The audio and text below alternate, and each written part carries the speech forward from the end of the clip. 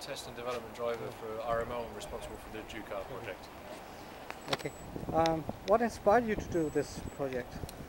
This came about with some conversations with Nissan on how we could enhance or highlight the sporty nature of the Duke. So we wanted to come up with a crazy idea, and between Nissan and RML we came up with the idea of the Duke R, with the Duke meeting the GTR, the high performance car. And so how did it, okay, you got the green light, and how did the project start, and how much time did it take, and what engineering work you guys had to do, what body work? Well, the entire project was 22 weeks in duration, okay. So a very short timescale for a project of this size.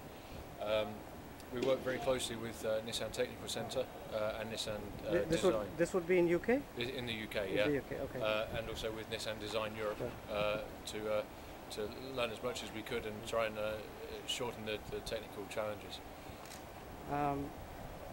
Only two have been built, we believe. Yes, yeah, just two. They're both here. Both here in the UAE.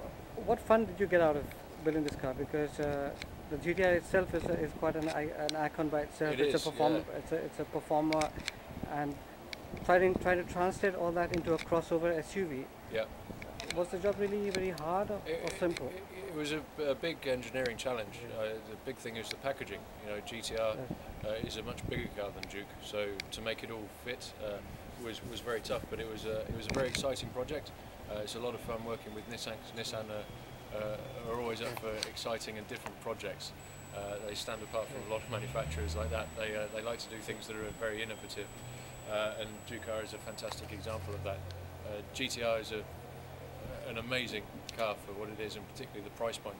You know, it's an amazing piece of kit, and Duke R is never meant to compete with GTR, but it was an opportunity to utilise some of the fantastic capabilities that Nissan have within their performance range into their lower down models. Can you give us some engineering details of this car, in terms of layout, architecture, platform, etc.? Well, very briefly, this car utilises a modified version of the GTR running gear. So that's the engine is stock GTR from the Model Year 10 version.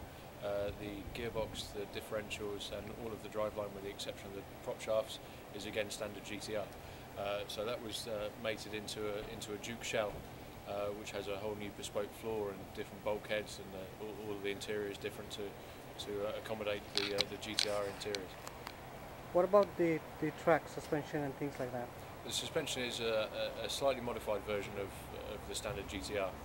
So because of the shortened wheelbase, Duke R is 250mm shorter. So that's very different, and the centre of gravity is slightly higher also. So the suspension, we've changed the springs, the dampers a little bit, and also the anti-roll bars, but still working within the Nissan parameters, if you like, in various parts that were available to get what we've got, which is an exciting and well-handling car. When we drove this car on track, what we realized is you have to be very careful with the pedal because of the torque spin and things like that.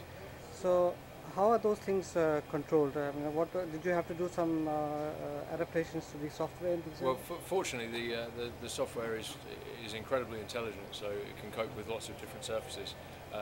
The trouble with Dubai Autodrome is it gets very sandy, so it's a very low grip surface. So in all cars you get a lot of wheel spin and slide, but Duke R and GTR, if you drive a standard car, manages it very well because of the intelligence that's built into the systems. Okay, in terms of weight management, how are the axle weights really? It's again broadly similar to GTR. GTR. Yeah, very similar. Very similar. Okay, and what are the modifications you had to do, because this is a crossover? It's a vehicle which has got a slightly higher it's got a slightly higher centre of gravity. Yeah.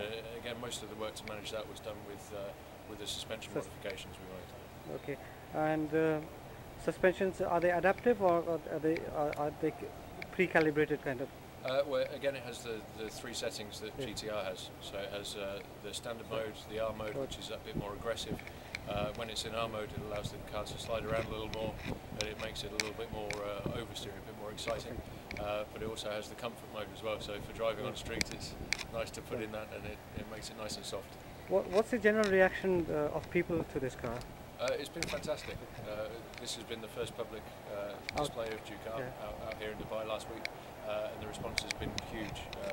The video series we've done throughout the build has gone down very well and has had nearly 3 million views now, and the response to people in person has exceeded what we hoped it would do. Do you think Nissan are going to go ahead with this as a derivative, a high performance derivative? Well, Duke is a sporty car in itself, and with the launch of the 1.6 direct injection turbo, that's the first in what I expect will be a series of sporty Dukes. The Duke art just highlights what the potential could be, but I'm sure there's some more sporty versions coming along the line. Okay. Is there anything which you would have loved to add to the package for this car as it is? I mean. To be honest, I'm really pleased with the package we've ended up with. It's a huge amount of fun to drive. On the street it's absolutely incredible. You know, it really is. It's a lot of fun to drive, but also on circuit you can play around and have some fun and enjoy yourself. So it's basically a street car with lifestyle and track, is it? So it's kind of three things rolled in one. Yeah, basically. Okay, thanks very much. No, nice talking to you.